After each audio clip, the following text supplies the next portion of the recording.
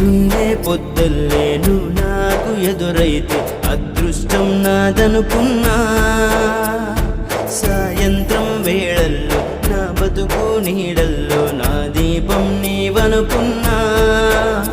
నా వెలుగంత తీసుకెళ్ళి చీకట్లో కలిపేశావే, నా ఆశల్ని మోసుకెళ్ళి చితిలోన కాల్చేశావే.